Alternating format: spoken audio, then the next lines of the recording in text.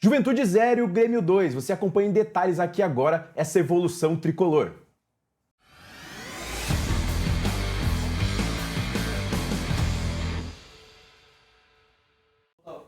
Eu sou o William Borges, esse é o Visão para Jogo. Aqui falaremos sobre Juventude 0, Grêmio 2 e essa evolução tricolor, tanto defensivamente quanto ofensivamente. Eu tô aqui com o Matheus Santana, sabe tudo do Grêmio, sabe tudo desse jogo, estudou bem esse jogo e vai trazer as situações diferentes que aconteceram nesse jogo, muito por conta até de situação forçada, né, Matheus? É verdade, Will. Assim, o Grêmio teve algumas lesões, até mau momentos de alguns jogadores, como, por exemplo, o Gemerson, que está vendo um momento péssimo na carreira dele, não está conseguindo voltar a ter um bom nível, e aí forçou algumas situações. Por exemplo, Wagner Leonardo e Kahneman, dois zagueiros canhotos, jogando juntos. A gente não costuma ver isso, né? É algo diferente. No futebol é muito raro.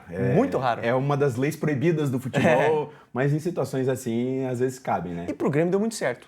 E outra coisa que deu muito certo, também forçado aí por conta das lesões, o Grêmio está com seus 3 laterais direitos machucados. Gustavo Martins entrou e jogou uma partidaça, viu? E foi ele um pouco responsável até por mudar um pouco o sistema que o Grêmio atacou. Mas eu quero começar falando um pouco da parte defensiva, tá?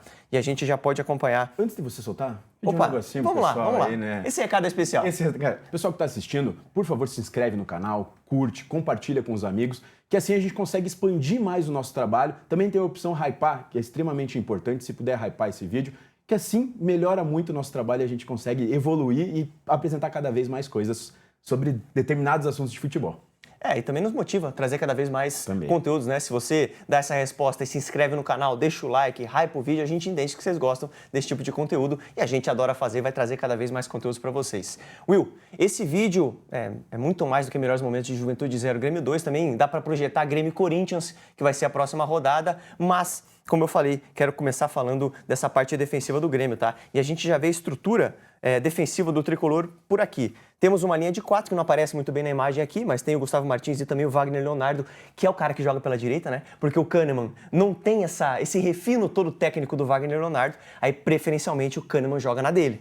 Você muda o Wagner porque o Wagner consegue jogar pela direita. Acho que o Kahneman já teria mais dificuldades, mas também a gente falou que é uma das leis proibidas, mas são os 2 melhores zagueiros da elenco. Exatamente. Então... E foi uma situação forçada, né? Porque de fato o Gemerson não vem bem. E aí você tem uma linha de 5, né? Porque o Cristaldo baixou, geralmente o Grêmio faz um 4-4-2, tá? Com o Cristaldo e o Bright White na frente. Nessa situação, o Cristaldo, que é um cara que até foi criticado recentemente, mas ele vem voltando a recuperar um bom nível, um bom futebol, tá? Nesse jogo ele foi decisivo.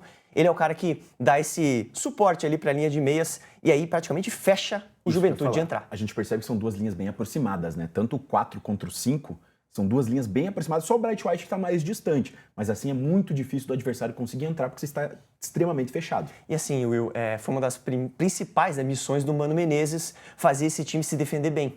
E o Grêmio já vem de 4 jogos sem sofrer gols. Então você vê uma melhora na equipe. A gente não estava vendo melhora ofensiva, mas a gente viu nessa partida. Vou soltar esse primeiro lance porque o Juventude só conseguiu chegar com chutes de fora da área. E aí a gente teve a participação também de um cara que foi muito bem no jogo, que foi o Volpi, né? O Volpi fez uma boa partida também, tá precisando recuperar um pouco da confiança, porque ele chegou muito bem. Chegou contestado, aí ganhou a confiança do torcedor muito por conta de defender pênaltis, foi importante na reta final do estadual e também teve participação na Copa do Brasil, daí caiu de produção, né? E agora ele precisa recuperar essa boa fase e é um bom goleiro, mas o goleiro precisa muito de confiança também, né? E acho que o time inteiro faz muita diferença para o goleiro conseguir ter esse rendimento. Sem dúvida. E o time inteiro do Grêmio estava precisando de confiança, né? Porque estava numa maré muito ruim mesmo. Aqui a gente já vê a estrutura ofensiva do Grêmio. Quando o Grêmio tinha a bola, o que acontecia, Will? O Grêmio com o Gustavo Martins acabava fazendo uma série com 3 zagueiros. Gustavo Martins pela direita, Kahneman centralizado e o Wagner Leonardo pela esquerda. Gustavo Martins e Wagner Leonardo fazendo essa saída no pé. O Kahneman ali numa sobra mais para destruir do que qualquer outra coisa, tá? Porque o Kahneman não é um cara construtor. O que acontece? O Marlon era o cara que estava com liberdade para subir no lado esquerdo. Você vê ele na imagem, ele é o destaque que está com a bola ali. Ele está praticamente na última linha do Juventude. Espetado, né? Espetado lá em cima. A gente tem também Christian Oliveira, o Kiki Oliveira aqui mais como um meia, um jogador que estava atuando ali entre a lateral e o meio-campo. Bright White dando suporte, o Cristaldo está um pouquinho para trás, mas a gente viu ele vindo um pouco mais para a meia-direita. E aí do outro lado, o cara que está escondido na imagem aqui é o Alisson. Cara, o Alisson foi um achado do Grêmio, tá? O inglês? O inglês, né? Alisson Edwards. Ponta direita, canhoto, um menino que tem um mano a mano muito bom e tá trazendo um repertório ofensivo diferente pro Grêmio, tá?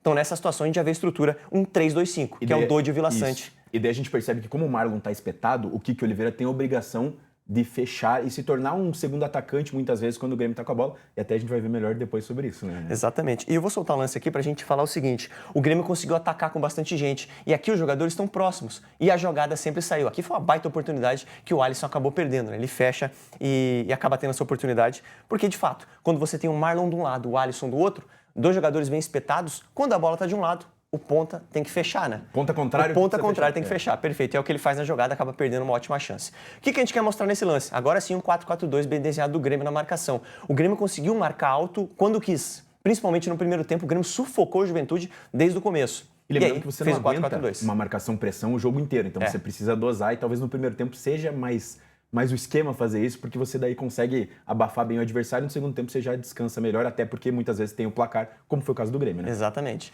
E aí o Grêmio conseguiu abafar bem essa saída do Juventude aqui com o Cristaldo e Bright White, aí sim, naquele modelo de 4-4-2 que a gente trouxe, Alisson e Kiki mais fechando ali os laterais, né? Vila Sante e Dodi fazendo essa cobertura no meio campo. Cara, o Juventude não conseguiu sair jogando. E principalmente a gente destacou o lateral esquerdo aqui do Juventude, que é o cara que sobrou. Por quê? Porque o Alisson compensou, ele fez o balanço, né? E de fato ele está orientado e perfeitamente orientado para fechar o meio. Porque essa bola não vai vir para cá. Só se voltar pro goleiro.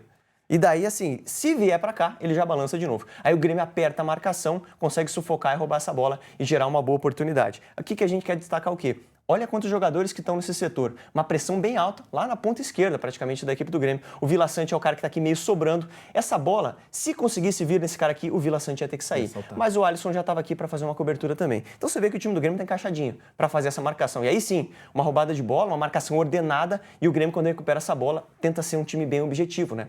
A gente vê... principalmente nas características dos jogadores que o Grêmio tem, né? Cristian Oliveira, o próprio Alisson, o Cristaldo é quem finaliza aquela jogada, mas o Grêmio tenta, assim que recupera, definir logo. Ser mais a transição rápida, né? Aquela transição direta. E essa característica já é desde o começo do ano, tá? Mais pela característica dos jogadores.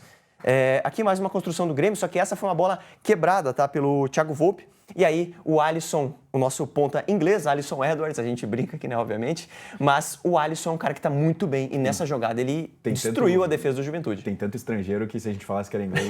o pessoal acreditava, né? Então aqui ele tá de costas na jogada, né, e ele consegue no corpo ganhar essa bola no fundo. Você vê aqui que já tá o Bright White, tá o Cristaldo e o Cristian Oliveira aberto. E aqui nessa jogada o Marlon segurou.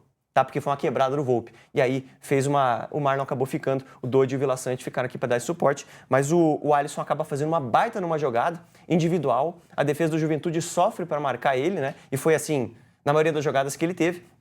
E o que a gente percebe? Nesse momento, tá? Olha quantos jogadores do Grêmio dentro da área. 3-3 do Juventude. Sendo que este primeiro marcador tá olhando para a bola e os jogadores estão nas costas dele. E o Vila Sante vai infiltrar, né? Vai filtrar. Vai obrigar esse zagueiro a saltar e vai sobrar mais ainda dentro da área. Exatamente. E outro ponto que eu chamo a atenção, 3 jogadores para marcar o Alisson. Então você vê o desequilíbrio que ele está gerando. E assim, esse desequilíbrio foi muito por conta das ações dele na partida, né? Porque é um jogador que não é muito conhecido ainda. Então o adversário, tudo bem, por mais que conheça o Alisson, sabe que é um bom jogador, não vai entrar com uma marcação dupla em cima dele. Então isso aconteceu porque dentro da partida ele mostrou a qualidade. Aí os jogadores começaram a dobrar em cima dele. E aí esse é o lance do segundo gol do Grêmio, né? O Vila Sante infiltra, como você destacou muito bem. E esse zagueiro saltou pra cá. Exatamente. Ele infiltra. O Vila Sante infiltra muito bem, né, cara? Quando o Vila Sante e o zagueiro teve que vir. Esse zagueiro teve que vir e daí sobrou na área lá. Sobrou um 3-2 dentro da área, né? Por mais que esse daqui ainda conseguiu atrapalhar o Vila Sante, ali tinha gente sobrando dentro da área. 3 jogadores do Grêmio contra 2. E aí a bola acaba sobrando pro Cristaldo, que acaba até furando, mas dá um pouco de sorte. A bola sobra pro Cristian Oliveira, que estava ali para conferir a jogada, né? Então, assim, o Grêmio já mostrou uma evolução muito grande. Tá com gente dentro da área, tá com jogadas mais ordenadas, tá com uma ideia de ataque. Isso que o Mano Menezes ainda não teve tanto tempo para trabalhar essas questões ofensivas. Talvez o Mundial seja o canal, né? Nessa pausa para o Mundial, o Mano Menezes vai ter tempo para trabalhar a equipe e conseguir, de verdade, evoluir esse time do Grêmio, né? Porque é muito jogo atrás de outro, tá tendo Sul-Americana, tá tendo Brasileiro, ele não consegue dar aquele padrão exato, mas o Mano Menezes, ele é um cara que é baseado muito na marcação e ele, aos poucos, consegue evoluir um time. Ainda mais o Grêmio que esse ano não vinha bem, que, né, tava sofrendo, né? Tava sofrendo e se mostrar essa evolução pro Grêmio ter um campeonato estabilizado, já tá de bom tamanho para esse ano. E assim, né, Will, chamou a atenção da nossa produção aqui porque o Grêmio contra o CSA não conseguiu fazer gol. O Grêmio contra o Sportivo Luquem, uma equipe fraquíssima, fez um gol, acabou ficando no segundo lugar da sua chave, mostrou uma dificuldade muito grande ofensiva. Contra o Juventude, tudo bem que contra o Sportivo Luquem foi equipe mista ali, um time reserva, até a molecada entrou para jogar, mas mesmo assim, tá? Chamou atenção a dificuldade do Grêmio em fazer gols. Contra o Juventude, mostrou uma variação muito boa de jogadas e um time completamente diferente da fase ofensiva. Por isso que a gente está fazendo esse vídeo. E gera uma esperança. Exatamente. De que o Grêmio consiga encontrar esse padrão ofensivo também, não só defensivo. E agora o Grêmio tem uma semana para ter o jogo contra o Corinthians, né? Grêmio e Corinthians no próximo final de semana e daí a pausa para o Mundial, como você falou. Vai dar tempo de trabalhar bem, principalmente a parte ofensiva, que é mais difícil, né, Will? E agora mais uma jogada aqui do Alisson, tá? Para mostrar como ele centralizou um pouco as jogadas ofensivas do Grêmio, né? Principalmente pelo lado direito, a jogada estava fluindo bastante nos pés dele. E aí a gente vê, aqui é uma bola recuperada do Grêmio, tá? Mais uma vez ali no campo ofensivo. E a gente vê como a defesa do Juventude está desorganizada.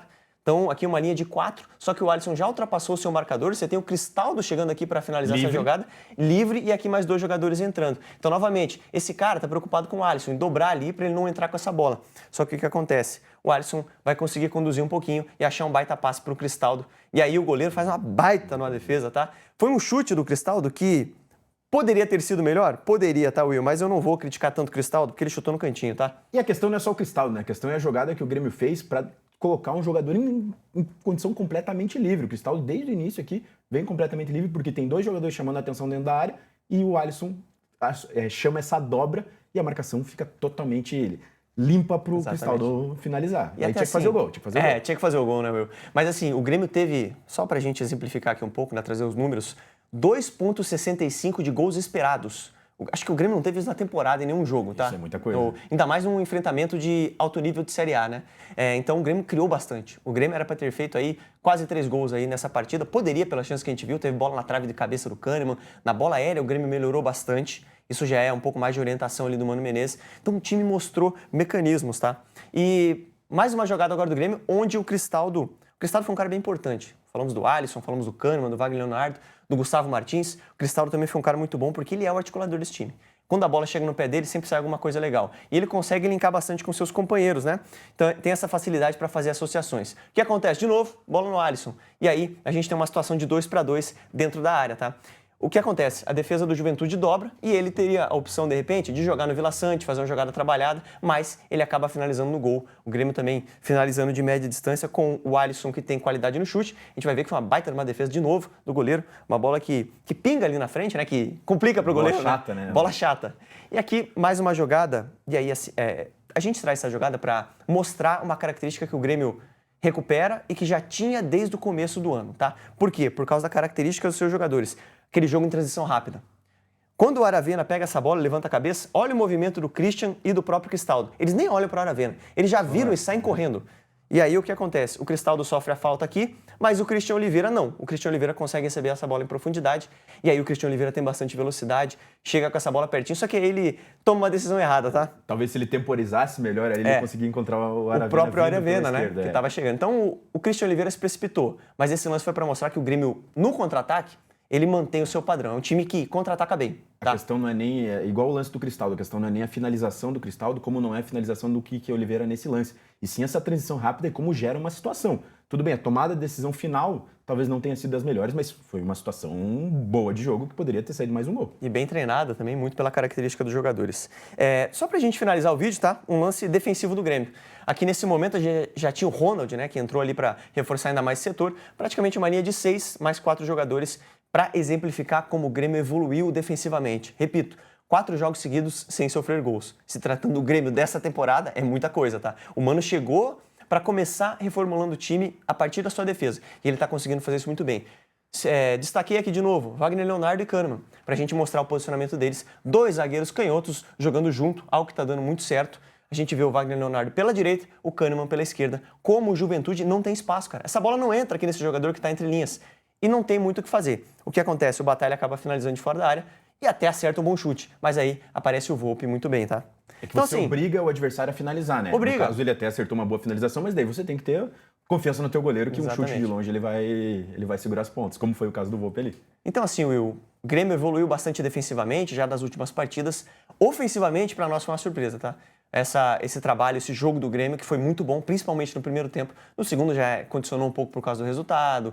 O time ali também... É natural, o adversário vai te empurrar para a defesa, é natural. Então, assim, Evolução tricolor, o Grêmio vai ter mais uma partida contra o Corinthians e daí tempo para trabalhar com o Mano Menezes. Vamos ver se a equipe vai conseguir manter esses mecanismos ofensivos aí que foram até contratações pontuais, né? Porque é um momento que vai abrir a janela agora. O próprio zagueiro mesmo, o Grêmio tá atrás, um zagueiro destro, né? Para jogar ali, porque o Gemerson, de fato, parece que não tá gozando de muito prestígio não, viu? Então, é isso, batido isso, chamar o pessoal para vir com a gente no canal. Se inscreve, dá essa moral, que a gente quer saber se vocês gostam desse tipo de conteúdo, né? Isso. Se você se inscrever, deixar o seu like, a gente entende que sim e traz cada vez mais. Fechou, Will? Valeu. Lembrando que esse vídeo é um oferecimento da Prometrics, Centro de Inteligência do Futebol. Mais uma vez reforçando, se você puder curtir, compartilhar, se inscrever no canal, isso ajuda muito a gente. Também, se tiver alguma sugestão, algum jogador, algum jogo específico que você quer que a gente analise, comenta aqui que a gente vai atrás e tenta trazer o melhor dos conteúdos para você. É isso, até o próximo vídeo.